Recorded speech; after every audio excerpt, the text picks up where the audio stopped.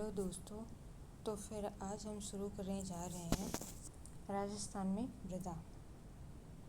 राजस्थान में मृदा जो कि REET second grade first grade सभी में राजस्थान ज्योग्राफी में ये टॉपिक अपने लगता है। खासकर रीट मेंस में ये टॉपिक पूछा जाएगा और अब तो फर्स्ट ग्रेड जीके जीएस के पेपर में भी ये वाला टॉपिक जुड़ चुका है। तो शुरू करते हैं। देखो,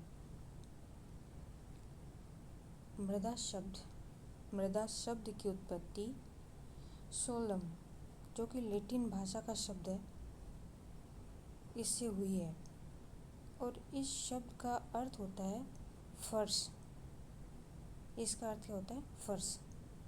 और मृदा का अध्ययन पेडोलॉजी कहलाता है। ध्यान रखिए, ये क्वेश्चन आया हुआ है पहले। तो मृदा का अध्ययन क्या कहलाता है?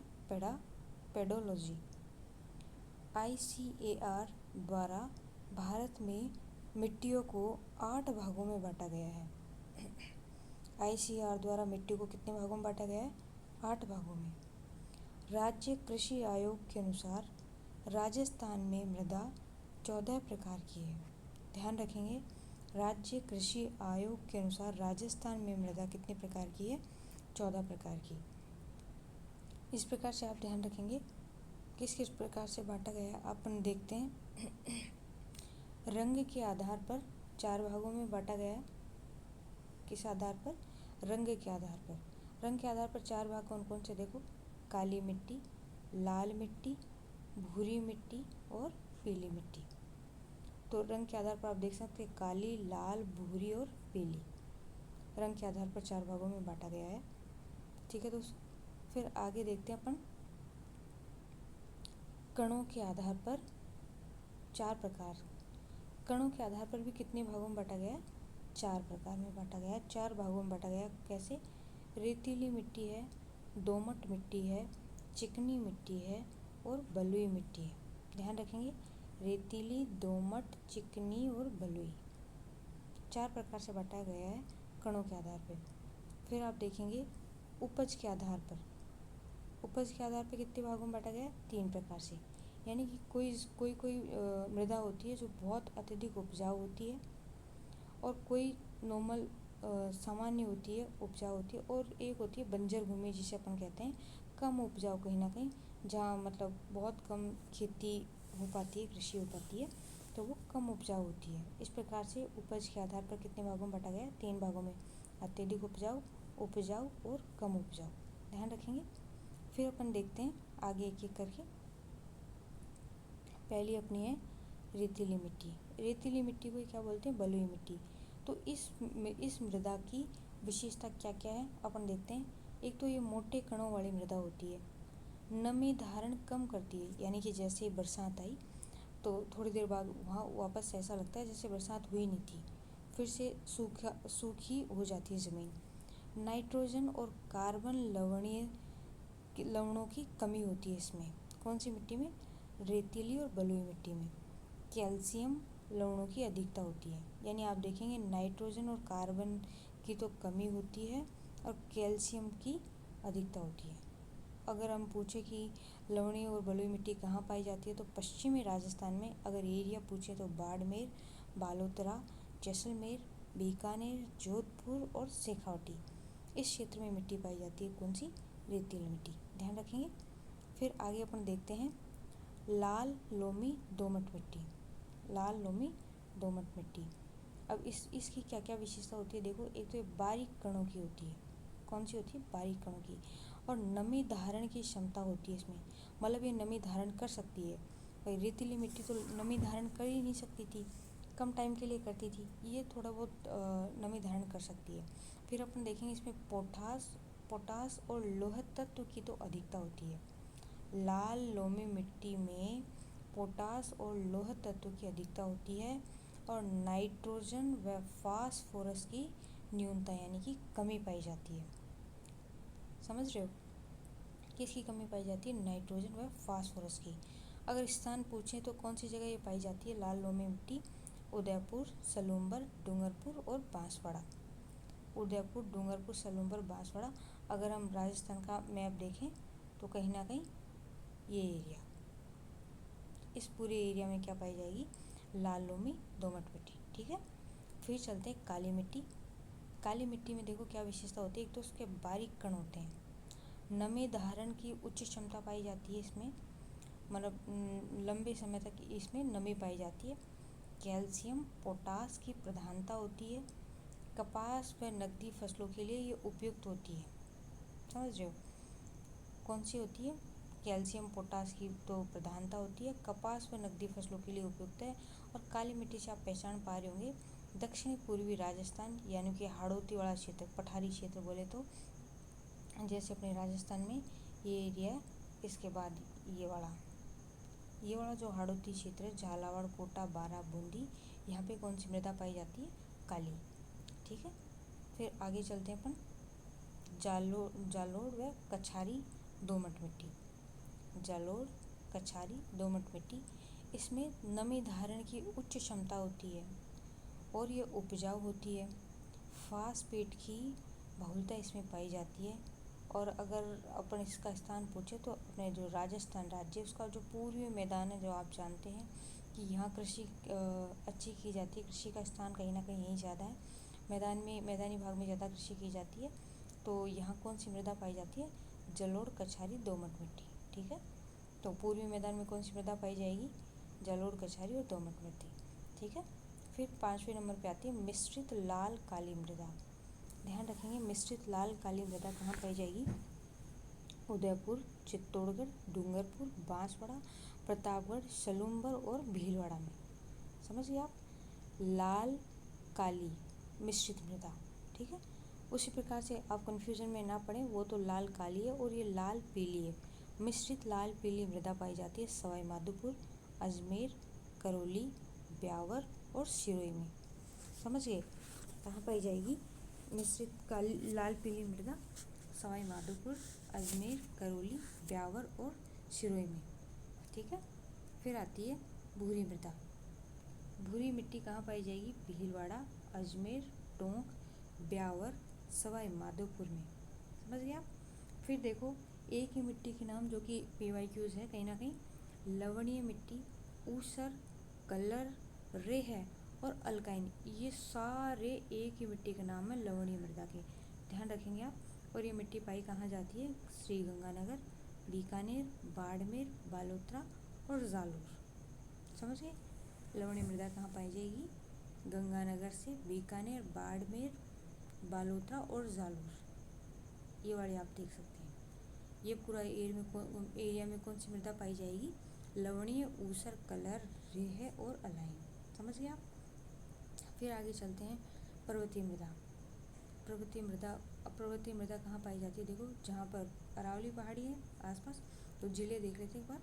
अरावली के आसपास जैसे सिरोही में है, उदयपुर, पाली, अजमेर, अलवर, जयपुर, नागौर, डिडवाना, कुचामन और अरावली क्षेत्र आप जो देख पा रहे हैं, पर्वतीय मृदा तो पर्वतों के आसपास ही पाई जाएगी ना, उस प्रकार से अपन देखते हैं।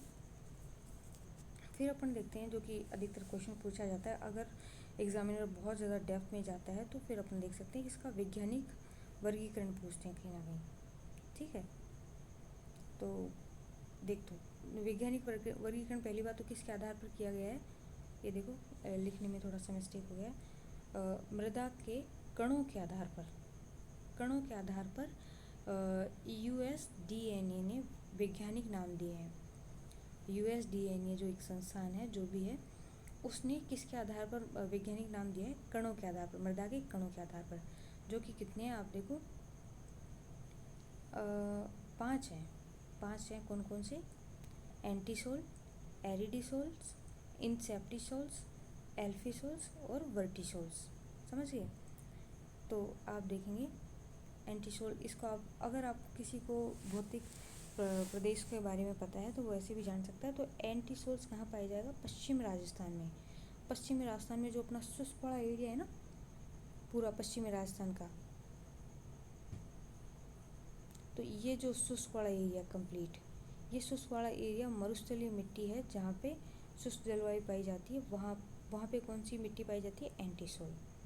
फिर आप देखेंगे अर्ध शुष्क वाला जो एरिया है, अर्ध शुष्क वाला, जहाँ पे भूरी व बलुई व रेतीली मिट्टी पाई जाती है, सिरोंज और शुष्क वाला हुआ एरिया वहाँ एरिडी सोल पाई जाती है, एरिडी सोल्स। फिर अपन देखेंगे अपनी जहाँ अपना अरावली वाला एरिया है, जहाँ अर्ध शुष्क या आर्द्र जलवायु पाई जाती है और जहाँ लाल लोमी पर्वतीय मिट्टी पाई जाती है, वहाँ पे होता है इंसेप्टिसोल्स। कौन सी है? इंसेप्टिसोल्स। फिर आगे देखेंगे अपन अल्फीसोल्स। ये पूर्वी राजस्थानी जो भाग है अपना, मैदानी भाग था कहीं ना कहीं, मैदानी भाग में जहाँ पर जलोढ़ और लाल मिश्रित मृदा पाई गई थी, वहाँ पे आर्द्र व उपाद्र जलवायु जहाँ पाई गई थी, वहाँ पे कौन सी सोल है? एल्फीसोल्स। ध्यान रखेंगे। फिर पांचवी है वर्टिसोल। वर्टिसोल आपको ध्यान है, जहाँ पे काली मृदा पाई गई थी और जहाँ आर्द्र व अति आर्द्र जलवायु थी। कौन सा एरिया?